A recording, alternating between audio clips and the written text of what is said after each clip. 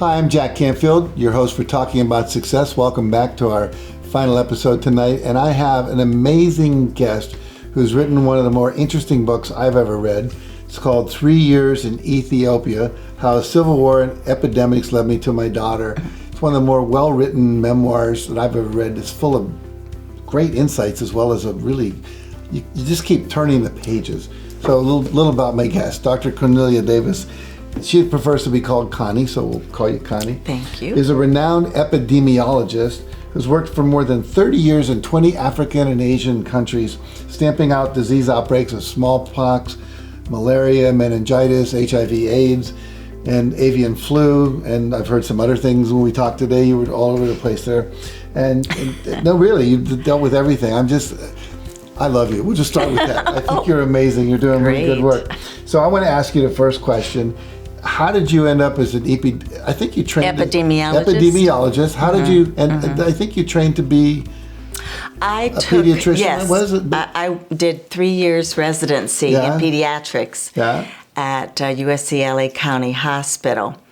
And it's actually after this episode in India.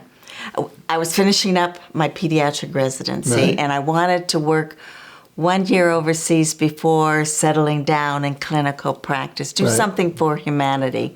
And I got this chance opportunity to work on the smallpox eradication program in India with WHO, with the World Health Organization. I mean, junior doctors never get to work with WHO. They always take experienced doctors from the countries that have worked for 30 years on a particular disease.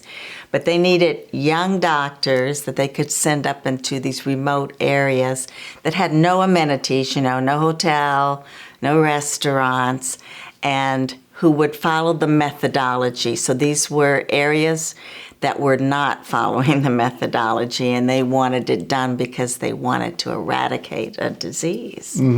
So I was sent up. Well, they were a little hesitant because it was, for upcountry work, it was all male doctors. They hadn't really sent a woman doctor up, and so people weren't sure whether a woman would be able to do it. Of course we can. I went up, and you work in a team, so they give you a vehicle and a driver. My driver was Muslim. My nurse practitioner was Hindu. They didn't eat together because of a different caste system, and technically, I'm an unrelated female, so I was not supposed to be in close relationship with these two men. So it was highly unusual. It caused a lot of people's heads to turn. Everyone was interested in the lady epidemiologist and followed my every move. And that changed your focus? Yes, if you work, that's the first and so far only human disease that's been eradicated. It's an achievement of the 20th century, and you were just caught up in this kind of life-changing event.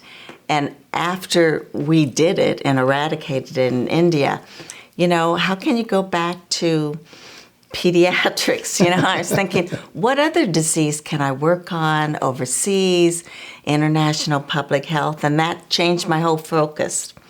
Good for you. You've worked in 20 different countries. Yes, in Africa. You worked on preventing numerous infectious diseases all there. So you were in Ethiopia when the Civil War broke out. That was in 1990? What were you doing there, and how'd you get there? What happened? Because that's the essence of the book. Well, that's the essence of that book. You have to understand, WHO is not going to send someone when there is a full-blown war going on. In 1990, there was, the capital was calm all around. The capital was calm. But there had been like 2 decades of fighting up in the most northern part of the country between the rebels who were in what is now Eritrea, wanted to succeed. They'd never come out of that area. There was this obscure war, but we were, a long way away from it. And somehow the rebels started winning against the government and rapidly descended and really took the UN by surprise. And they only had like 48 hours to try and evacuate 2,500 staff and family members to get them out to Nairobi. And it was just very difficult to do. So there wasn't a full-blown war in 1990, but by April of 91, the rebels had gotten really close. And I volunteered to stay and work at the WHO Emergency Preparedness and Response Center. I just had a feeling, I had an ulterior motive. I wanted to adopt an infant in Ethiopia. I was always mistaken for Ethiopian in the States, and I'd say, no, I'm American. And single women who wanted to adopt at that time in the States, you know, they told older women, I was older, that you would not be able to get an infant, that you'd have to take an older child, and that probably they would have a disability. But I'm working overseas. Everyone in your family has to pass the physical, and they're not going to send someone that needs specialized care. So it's like, well, I guess I'm not going to get an infant in the States. Let me look elsewhere. So I just figured when everything's falling apart, that's probably when an infant will suddenly appear. And that's what happened. Rebels came into town, and they found a 3-month-old infant girl on the steps of St. George's Cathedral, and they brought her to Black Lion Hospital, where the head of peds always knew, I mean, had been given permission to look for an infant. And he called me, you know, at 6 a.m. Dr. Davis? I said, yeah. He said, there's an infant. The nurses are calling her Konjit, which means beautiful in Amharic. And I said, what infant? He said, Dr. Davis, there is an infant girl here. I think you need to come to the hospital. So I said, okay, I'm on my way. And when I saw her, I thought, this is the one. Yep, she's my daughter. So unfortunately, WHO 2 days later told me I needed to evacuate to Geneva, to leave immediately. And I thought, well, wait a minute. You know, I haven't had time to adopt her. How am I going to get her out? That's in the story. I think people should read how I got her out. No, it's great. Now, there was an you have a picture of an explosion on the cover of the book.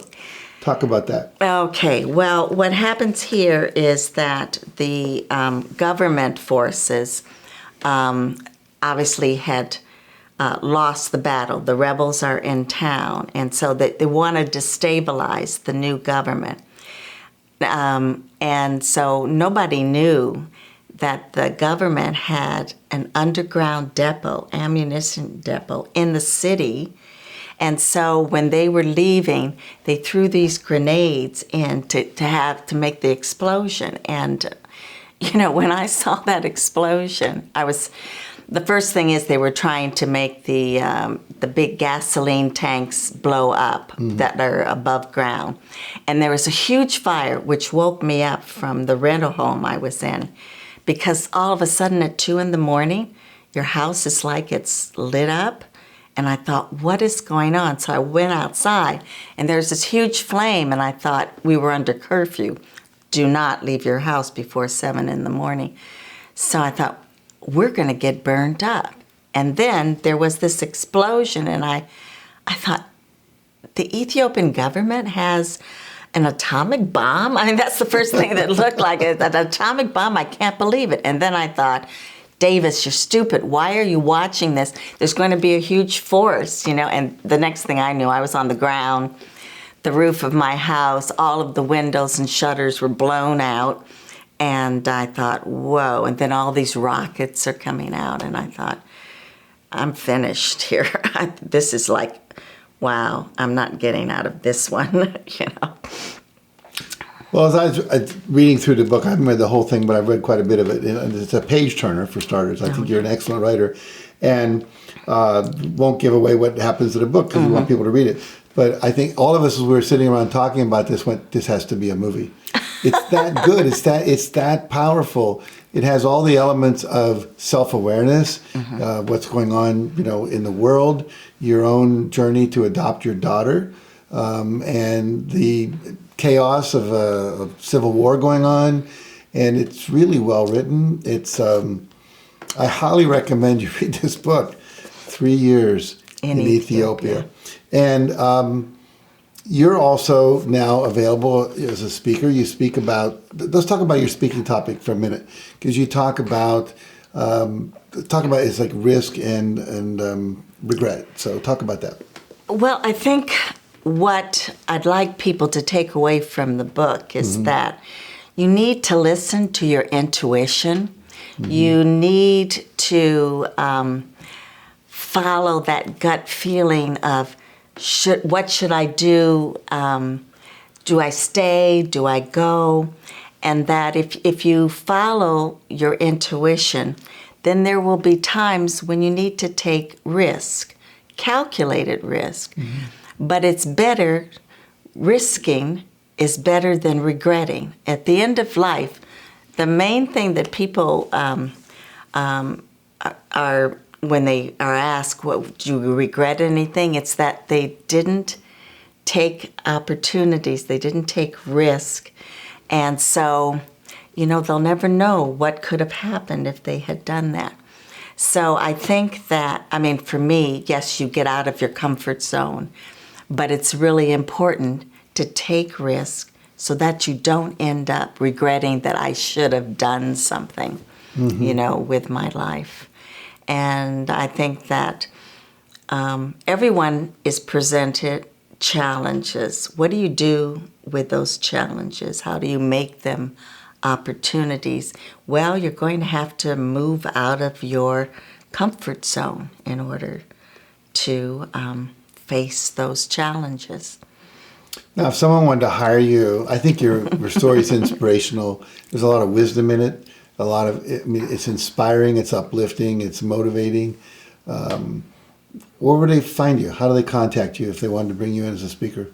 Well, you can go on my website, which is www.corneliaedavismd.com.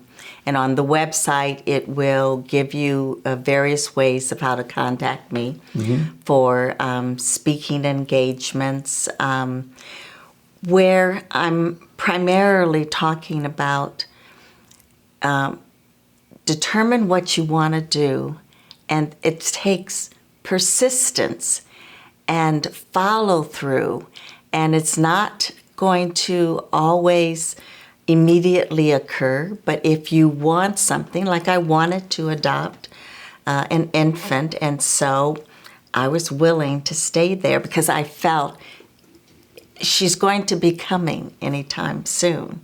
And this chaos, it's bound to happen. So don't leave, and she did arrive, Right. And she's 28 years old now. And doing well. And doing well, yes. Very good, yes. Very good.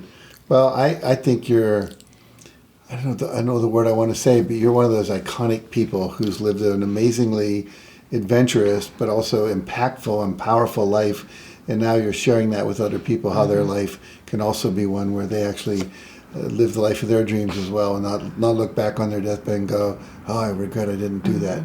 So good for you. For me, it's also been uplifting to work in international public health and to know that you've really made a difference in people's lives, that that providing vaccinations, that preventing those illnesses that we can, working on malaria, HIV/AIDS, the avian influenza. I just retired right before Ebola came out. Good time. Yeah, good timing there. But it's been a really great life. Right. And I think what's exciting about that is I think people have not gotten there yet will read about or hear you speak about your life and realize I can have that same kind of life if I choose to. Maybe different, not in medicine, not in Asia or Africa or whatever, but that it's possible to live a life that matters, that's fulfilling, and that takes you to where you want to go. You need to be open to opportunities. That's the thing. You can't be closed. You need to be looking for those opportunities and taking those risks. Very good, very good. Well, at the very least, get a copy of this book and read it. And then if you want to have a speaker that can inspire, uplift, and empower your audiences, please go to her website. I think you'll be very happy you did. So thanks for watching this week, and we'll be back next week with another Talking About Success. Until then, have a great life.